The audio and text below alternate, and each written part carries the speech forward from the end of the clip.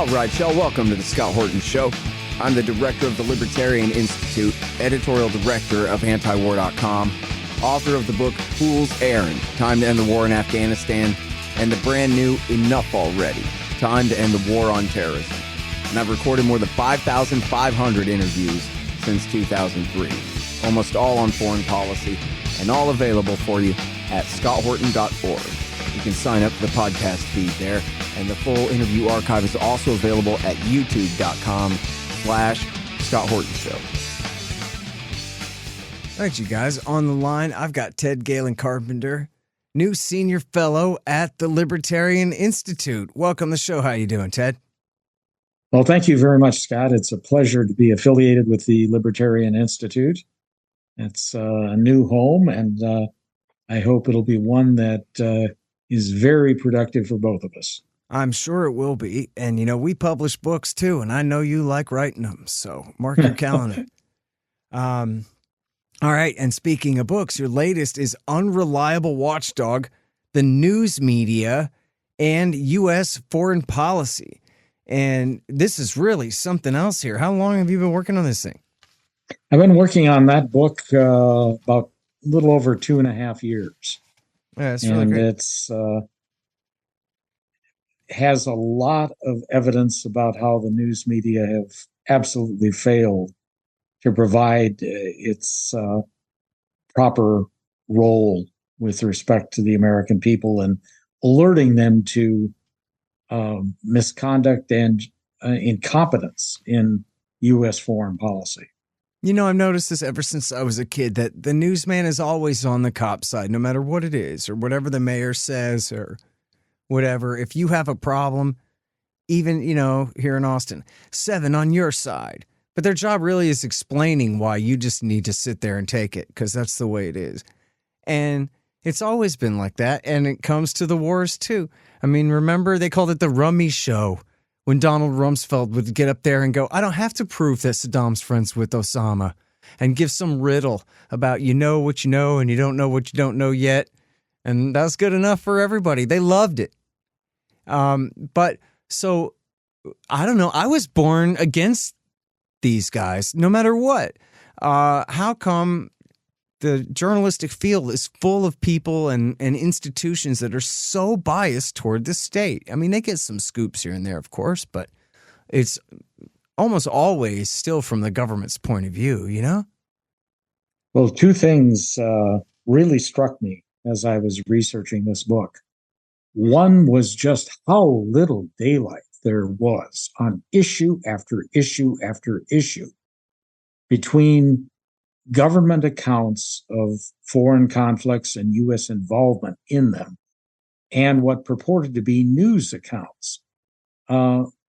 Most of the news accounts turned out to be little more than rewritten official statements, position papers, or press releases by the CIA, the Pentagon, the State Department, and with regard to the nexus between domestic security and foreign affairs, the FBI. And that's making news outlets into propaganda conduits, not independent monitors of government behavior. The other thing that struck me was how often the news media portrayed complex foreign conflicts and foreign disputes as morality plays, with all evil on one side, whatever side the U.S. government was opposing in another country, and all innocence and nobility on the other side, the one that Washington was supporting. Those characteristics stood out time and time again on foreign policy issue after foreign policy issue. All right, so let's pick on Woodrow Wilson, because I hate him even though he was dead long before I was born, but he's the father of Joe Stalin and Adolf Hitler and the Bush family fortune, for starters. So tell us about his propaganda campaign during the First World War. That was a textbook example of how public could be conditioned to support an extreme policy, one that would have had very little support before the war broke out. And yet the herd mentality took over. I would even argue a lemming mentality took over, and that was actively fostered by the press. The press was the Wilson administration's conduit for mobilizing the American people to hate everything German, to regard this war as a crusade, as Wilson put it, to make the world safe for democracy. And that anyone who opposed that was guilty of sedition. Now, some of this sounds rather familiar in our own time, but it was especially intense during that period. And it has left scars on this country, deep scars. The most noticeable one being the continuing existence of the Espionage Act of 1917, which is being used today to harass critics who dare reveal government secrets or government misconduct. So that was an episode. Wilson indeed was the father of so many of the problems that our country faces today. Yeah. Well, and it's no accident. I mean, he was a bad person who believed in horrible things. And so guess what? It turned out that the way he behaved also had horrible consequences. I mean, him and all of his people. It's just amazing to think. I forgot exactly the context, but we were joking the other day about Colonel Edward Mandell House bragging that, oh, yeah, well, I anticipated Mussolini by several years back, when Mussolini was popular and House was jealous. But that's who those people were. And then it's no surprise that that's how they acted. And then that's the legacy that they left was real fascism in Europe, the kind that makes, American style blush. And then the war and the whole world empire ever since then. It's, the Republic of Dishonesty, the empire lies, as Ron Paul called it. And I blame him. And you know what? It's funny, right? Because he was not the worst. If it hadn't have been for him, we might have gotten to World War I even earlier, right? Well, Theodore Roosevelt and a lot of his followers were pushing hard for U.S. involvement in the war within weeks after the outbreak in Europe in 1914. So Wilson talked a good game right up until he was safely reelected as president in 1916. And then the tone changed, and he pushed the U.S., pushed Congress to declare war in April of 1917. This begins a legacy, but what we've seen in the subsequent decades is truly scary, because it represents a mortal threat to domestic liberties that Americans had taken for granted, and to a large extent still take for granted, even though they're in grave danger. Yeah. Now, do you talk in the book about, British intelligence and that whole op to pressure us into World War II? I did touch on that briefly, but most of the book focuses on the period since the end of the Cold War.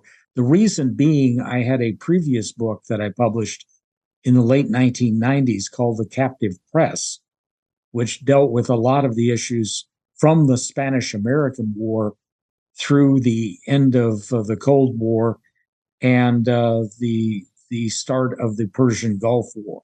I see. This book covers some of that territory as well, using new sources that didn't exist 20, 25 years ago. But most of the book focuses on the period beginning with the wars in the Balkans and going forward to what I have termed the Second Cold War with Russia, which increasingly looks like it's turning hot rather than cold. Yeah, I know. I heard them on NPR talking about China the other day. They just take it for granted that, all this increasing of tension could lead to a Cold War. Well, it could lead to a hot one, but they can't even imagine that. You know, they can't just say it could lead to a war. That's one of the problems that I'm amazed at the casual nature with which U.S. officials, other Western officials, and the Western news media regard reckless proposals, proposals that could easily trigger a shooting war between the United States and Russia or between the U.S. and China. And yet they act like this is just purely an academic exercise. There's no real danger of the conflict between NATO and Russia, for example, escalating into a direct conflict and one with nuclear implications. Their minds don't seem to grasp the seriousness of that danger. And they instead act like this is, I guess, some kind of war game where nobody's going to die. Mm-hmm.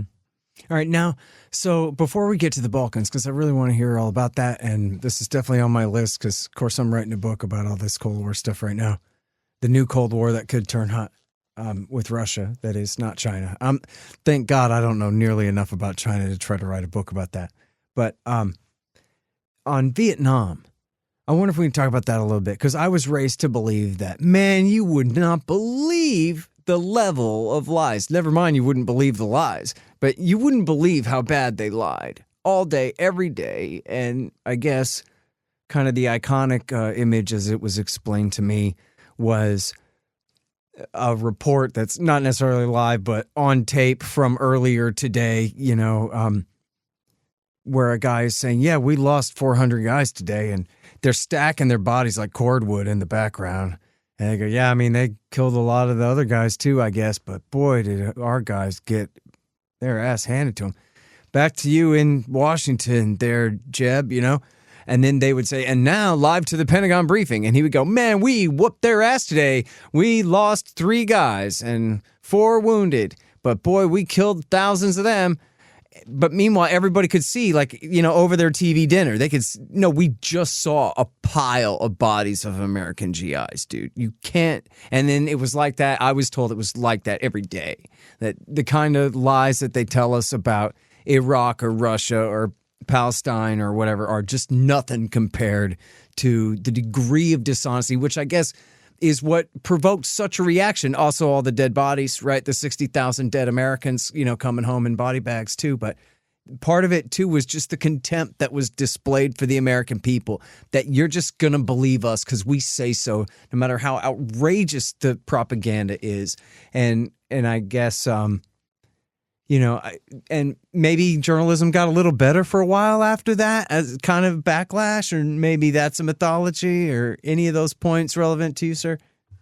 Well, it was a case where journalism got somewhat better. Both reporters and the American people were amazingly trusting of the U.S. government going into the Vietnam War. That experience did sour both the public and a major segment of the press. And they found for the first time, I guess, the realization that the government routinely lied. And that was disillusioning in the extreme. The journalistic community after that, up until the Persian Gulf War, was certainly more skeptical of government accounts. And that skepticism came through, particularly with the Reagan administration's policies in the Third World, in Angola, in Central America, and so on. But that didn't last. And I wonder how much of that was simply partisanship, that most journalists were Democrats and Reagan was obviously a staunch Republican. But once you got to the lead up to the Persian Gulf War, it was like Vietnam never happened. The gullibility in the press, the willingness of the press to pass on preposterous stories in some cases to the American people as fact, rebounded totally. And that has continued to the present day. It really has not dissipated the slightest.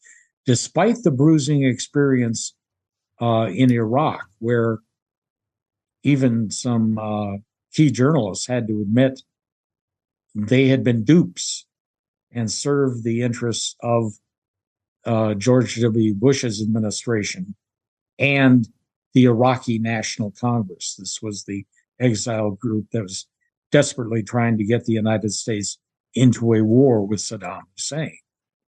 But that second disillusionment didn't last at all.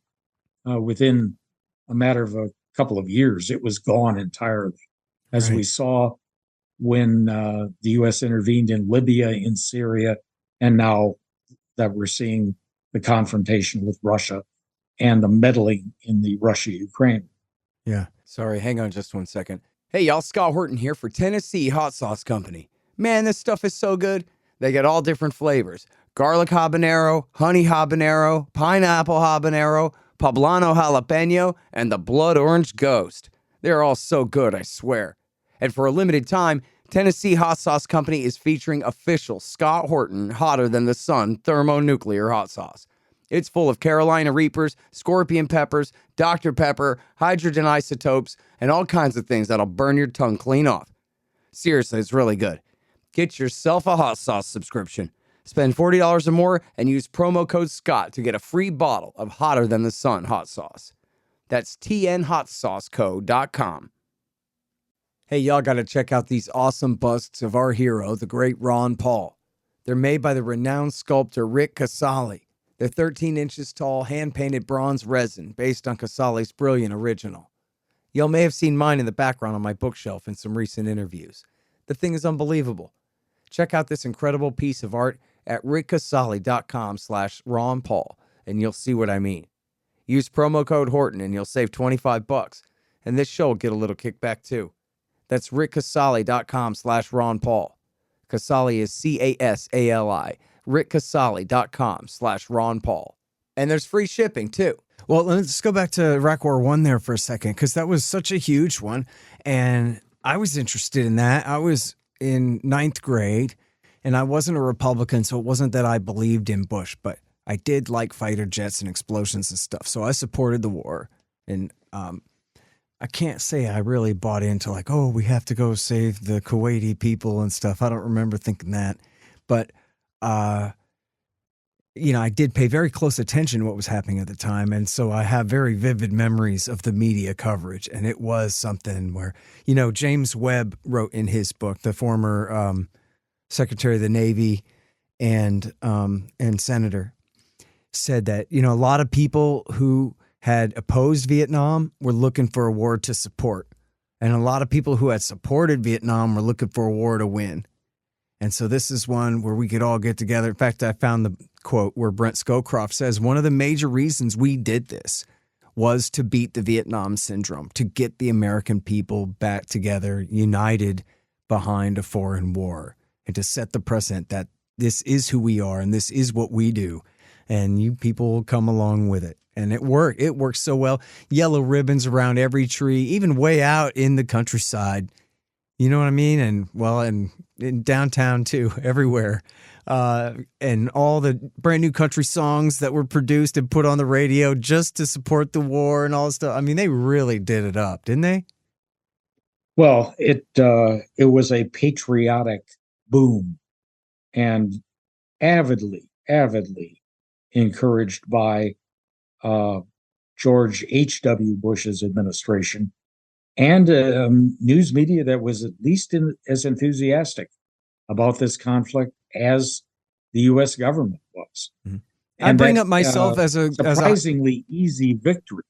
Yeah, I'm sorry. I bring up myself as a high school freshman because I equate the mentality of the entire country at the time to my own at the time. That it was a nation of 15-year-olds being told by a Republican president that you can indulge your bloodlust. This is something wrong that we can all do together. So let's do it.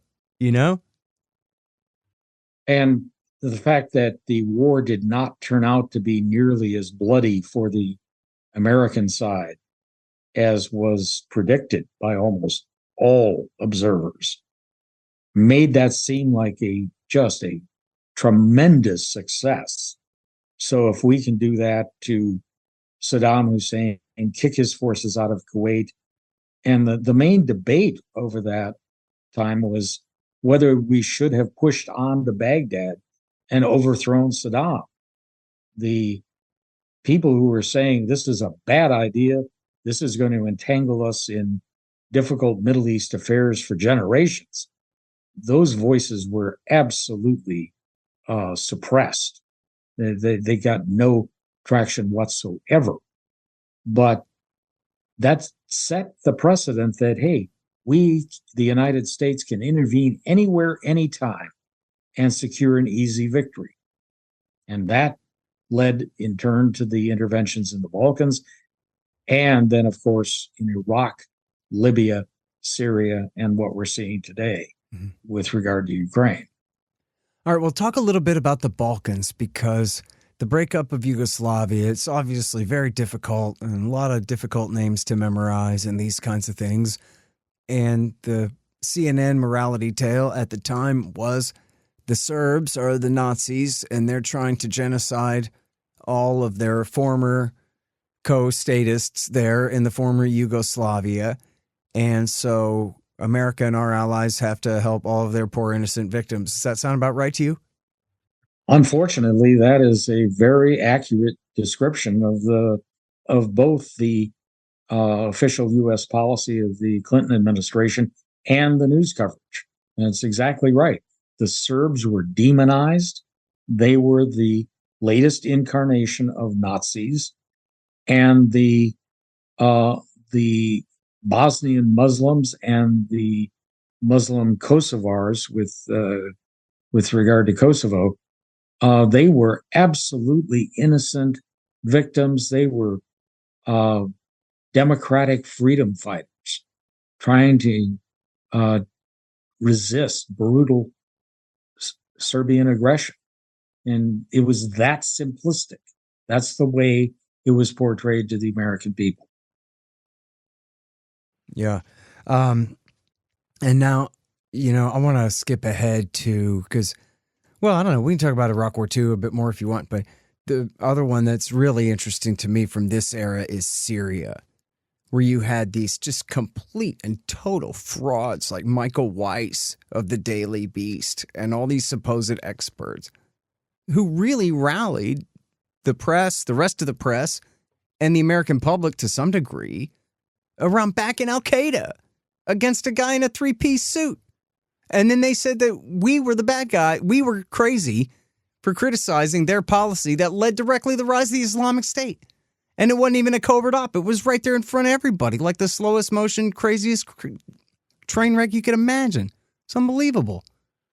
And the press... Yeah, one would have thought that if not U.S. officials, at least U.S. journalists would have been a lot more cautious about official accounts, given the experience of having been lied to with respect to Iraq about Saddam's arsenal of weapons of mass destruction, that Iraq was supposedly connected to the 9/11 attacks. But both assertions were total nonsense. So one would have thought going into Syria that they would have been more skeptical, more cautious.